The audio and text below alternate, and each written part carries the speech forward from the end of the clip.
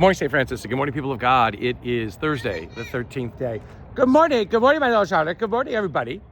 It is Thursday, the 13th day of February 2025. It is Thursday of the 5th week of the year, the 5th week in ordinary time. It is still a rainy, cloudy, icky day, but it's supposed to be up to 60 today, so a little bit warmer than it has been these past couple of days, which is kind of nice in some ways. Again, cold with rain is not always good. Cold with snow is not bad. Cold with rain is icky all the time. So looking at our great rock over here, the great rock in front of our school, it's decorated for Vivi's birthday. I do not know which Vivi this is. There are many Vivis that we have here at TFS, but it's decorated with Valentine's Day colors. It is the day before Valentine's Day on this 13th of February. Our readings for today, though, on this Thursday of the 5th week of the year. We continue with Genesis and the story of creation. Here again, now we have creation, the second story of creation, which continues onward.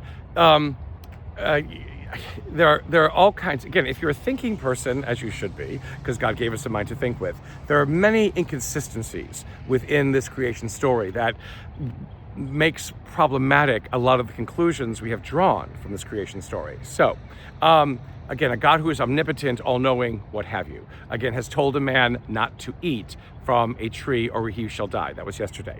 Now, God knows everything. Is God playing around with people? Okay, so that we have that. Then there is the situation of the man being alone in this great garden that God has created, and God recognizing it's not good for this man to be alone. Well, should God have known that beforehand, before God created? Again, planning out, preparing, does God just work at whim, or does God have any kind of plan? If there is a divine plan, as everyone often says, how are we supposed to understand that if it seems as though God is working by piecemeal when it comes to this, again, second creation story, which is problematic in so many ways, and yet it becomes a heart and soul of our theology and of our understanding of faith. And so the man is alone, he is unhappy, and so God decides to make animals for this man to be companions to this human being. Okay, great. Again, he names the animals. And every name that he gives to the animal keeps. Wonderful. Okay, this is a exercise of knowledge. It's an exercise of wisdom. It's an exercise of knowing what something is and what it isn't. It's an exercise of what is good for something and what is not good for something. So, hint, hint, there's going to be more tomorrow when we come to the third part of this creation story. But these animals don't show enough for this man for companionship. They're not enough for this man to keep his companions. And so now what happens is that the man decides to make a companion for him that is like himself. And the rib and the flesh is placed around the rib, and a woman is created. Now, again, already, the woman is created different than the man. Not out of dust, no breath of God being placed into the woman's nostrils and whatever it is, but flesh is used. Flesh is not used to create the man. It's used to create the woman. So the woman is of a totally different caliber of humanity than is this man. So not somebody who is equal in all ways, but someone who is in fact different. So what is this? And then he presents the woman to the man, and the man is delighted, and flesh of my flesh and bone of my bones, and they're joined together. Now, does it say they're married? It doesn't say they're married. It doesn't say they're married in the first creation story either. So again, trying to connect marriage with all of this, it's a little bit dicey.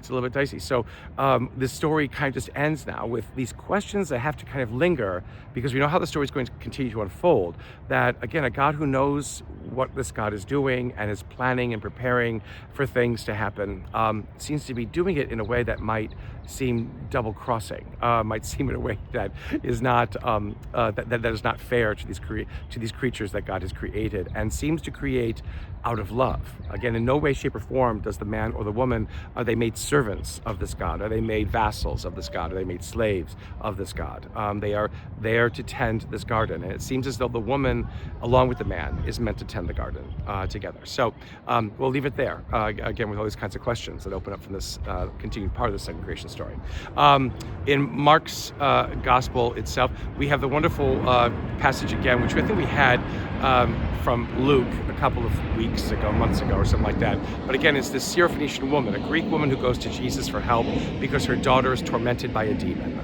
And Jesus makes a terrible assumption about her and says, what's good for the children is not fit for dogs, calling the woman a very unkind name. But the woman herself, undaunted, basically goes back to Jesus and says, but yet the dogs can eat the scraps from the table, can't they?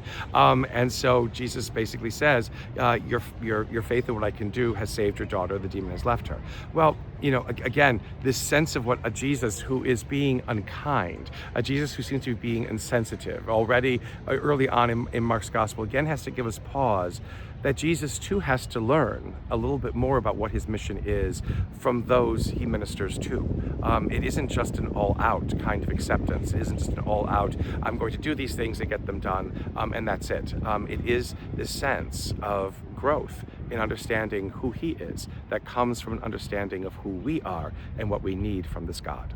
A blessed day, St. Francis and people of God. May the Lord give you his peace.